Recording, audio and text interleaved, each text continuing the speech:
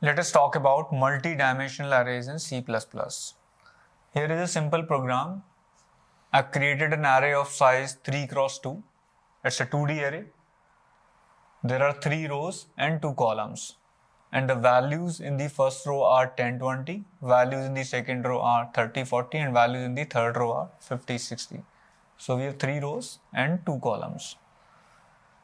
If we have 3-dimensional arrays, then we'll initialize them using 3 square brackets, and we'll put curly brackets accordingly. Then there will be 3 level of nestings among the curly brackets. Here you can see an example of 3-dimensional array, right? So we have 3 level of nestings, 1, 2, 3. Now how do we traverse a multi-dimensional array? If you have a 2D array, then you need to run 2 nested loops. If you have 3D array, then you need to run 3 nested loops. So we have a 2D array, so we run 2 nested loops, and the typical traversal of a matrix or a 2D array is done this way. We run a loop for every row of the matrix. So we have 3 rows, so we are going to run a loop for every row. And we have 2 columns. So inside this row loop, we run a column loop, and we run it for every column. And we can access this 2D array elements using row index and column index. So in a 1D array, we pass only one index to access the ith element. Here we pass 2 indexes. We want to access jth element in the ith row. So I tells you the row index and j tells you the column index. Output of this program is 10, 20, 30, 40, 50, 60. We have simply traversed through the matrix. Here are some important points about multi-dimensional arrays in C++. First thing is they are stored in row major order. See, a multi-dimensional array is also an array. So every element is stored at contiguous location. So if you created a multi-dimensional array with 6 elements, then all these 6 elements are going to be stored at contiguous locations. Now there are 2 possibilities to store these multiple elements at contiguous location. One is you go row by row. You first store 10, 20, then 30, 40, then 50, 60. This is called a row major order. And the other possibility is you store column by column. You store 10, 30, 60, 50, and then you store 20, 40, 60. This is called column major order. C++ programming language follows the row major order. Let us understand row major order with this example. So if your begin address of this array is 2000, and if an integer takes 4 bytes, then the next element 20 will be stored at 2004. Then the next element 30 will be stored at 2008. Then the next element 40 at 2012. So you can notice this, as soon as the first row finished, your second row started. Then 50 at 2016, 60 at 2020. So this is how elements are stored in row major order. Let's now talk about the second point, which means internal curly brackets are optional. So when you create a multi-dimensional array, you can skip writing these internal multi brackets, right? You can simply declare the same arrays this way also. But this is strongly recommended to use curly brackets, use multi-lines to declare the array to make the code more readable. We could skip the new line character here. We could write everything in the single line here in this declaration as well. Just after comma, we could write 30, 40, but it is recommended to use internal curly brackets and use multi-lines to make the code more readable. However, both multiple lines and internal brackets are optional. So here we have declared this array in one line without internal curly brackets. Now the third point, which is an important point when we pass multi-dimensional array to functions, let's understand the point. The point says that when you are initializing a multi-dimensional array, you can omit only the first dimension. You will have to write all the other dimensions. So if we are initializing a 2D array, then we can omit the first dimension, right? And we'll have to write the last dimension. So compiler automatically figures out that there are 2 rows, so first dimension will be 2. Even if you don't write internal curly brackets, compiler will figure out that there are 2 rows in this matrix. Now talking about 3-dimensional array, we need to write down these two dimensions. We can omit only the first dimension, right? We can't omit this, right? If I remove this 2, then there will be compiler error. If I remove all 2s, then there will definitely be compiler error, right? So there's going to be compiler error if you try removing any more dimensions. So you can only omit the first dimension. So compiler can automatically figure out the first dimension is 2 because there are 2 outer dimension elements in this matrix, right? Then 2 middle dimension elements and then 2 innermost dimension elements. Here is a C++ program to demonstrate variable sized arrays. From C++ 14 standard, C++ allows variable sized arrays. User can write some variables inside the array dimensions. So here is an example. Row, number of rows is m, number of columns is n, and I've used m and n in the array dimensions. Now I traverse this array like normal 2D array traversal, and I assign the values to every element as I plus j. Then I'm printing the array ij matrix. Now please pause this video and try to guess the output of this program. So we are assigning I plus j to every element. We have 3 rows and 2 columns. So there will be 6 elements in the 2D array. And the first row will have the elements 0, 1. For I equal to 0, we'll have j equal to 0 and 1. And the second row will have 1, 2. For I equal to 1, we'll have j equal to 0, 1 plus 0, 1, 1 plus 1, 2. And then for the third row, I will be 2. So 2 plus 0, 2, 2 plus 1, 3. That's what the output of this program is. Let us now talk about more ways of creating multidimensional arrays in C++. The first way is double pointer. So here is a program. We want to create a matrix of size 3 cross 2. We create a double pointer. We call it ARR, although it's a pointer. Now this double pointer is going to point to an array of pointers, right? So we create an array of pointers and make sure that we have the address of this array of pointers in this ARR.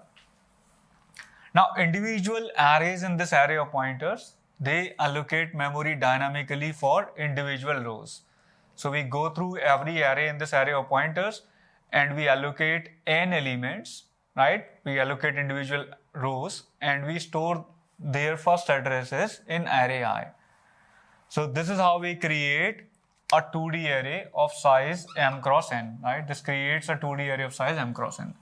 Now we are traversing this array, we are assigning some values and we are printing these values. So I've simply assigned 10 to every element. M is 3 and n is 2. So we'll get output as 10 6 times. So this is the output of this program. So we have a double pointer which points to an array of pointers, and individual pointers, they point to dynamically allocated array of size n. The interesting thing about this 2D array is we can have individual rows of different sizes. For example, if user wish to create different size rows, we call such arrays as jagged arrays, and we can create a jagged array, right? We do not have to write n here. For every row, we can write different values. For example, I can write I plus 1. This will create first row of size 1, second row of size 2, third row of size 3, and so on. You can choose any value. So that's one advantage of this double pointer setup. The disadvantage of this double pointer setup is it's not cache friendly. When you are creating array this way, and if you traverse your 2D array, they'll not be at contiguous locations. So you will be seeing many cached misses if you make your 2D array this way. One more advantage of this setup we'll see when we talk about passing 2D arrays to functions. With this setup, we can have a function that can take dimensions as arguments and can work for any 2D array. Let us now talk about second method for creating multidimensional arrays. This is very close to the previous method. We create an array of pointers instead of double pointer, and rest of the method is same. So we create an array of pointers, then we individually allocate memory for individual rows. We traverse through all the rows, and for every row we dynamically allocate memory for that row. The only difference with this method and the previous method is, in the previous method, the array of pointers was also allocated on heap. It was dynamically allocated. Here, it's a normal array of pointers, right? It's allocated on the stack. Now, once we created the 2D array, we are now printing it the same way. right? Accessing, modifying it and then printing it. So we'll get the output as 10, 10, 10. And the only difference between the previous one and this one is it's an array of pointers. Earlier we had a pointer ARR which was pointing to this dynamically allocated memory. This time this memory is allocated on the stack and individual pointers have pointers to dynamically allocated memory on the heap. Let us now see method 3 of creating 2D arrays. In this method, we are using STL vector. So we have included vector header and then we have created an array of vectors. So we basically create m vectors where m is the number of rows and individual vectors are going to store contents of individual rows. So once we have created m vectors, we store the contents of individual rows. We traverse through every row. For every row, we push n items into every row. And we are simply pushing 10. We are creating an array of size 3 cross 2 where every element is 10. And then we are printing this 2D array. We can use the same syntax as we use for native 2D arrays here to print this elements from this array of vectors. And the output of this program is going to be 10 6 times. So this is the output of this program. Now let's talk about advantages and disadvantages of this method.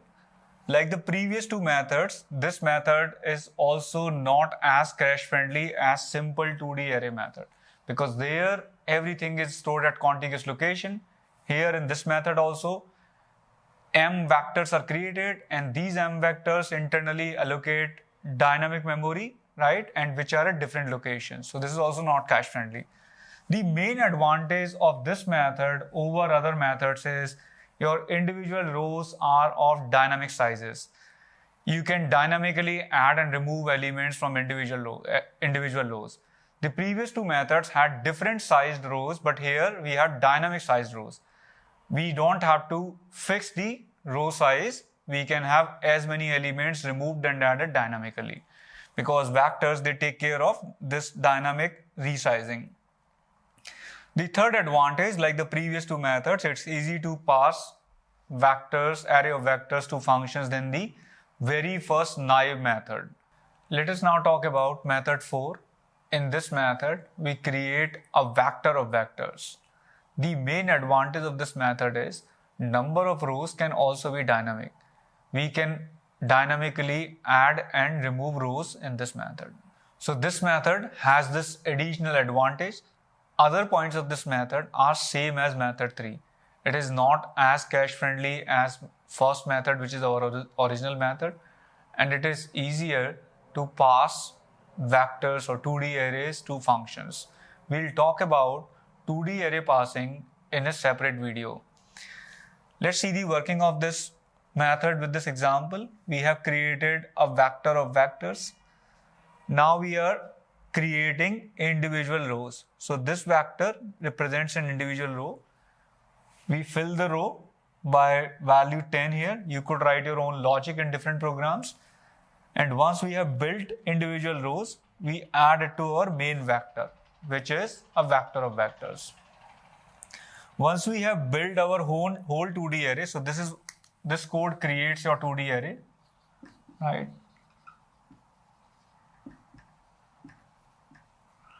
Once we have built the 2D array, we are simply traversing it, and again we can use the same syntax as a normal 2D array, and output of this program is going to be 10 6 times. So we have talked about multi-dimensional arrays, and we have talked about different methods of creating 2D arrays in this video.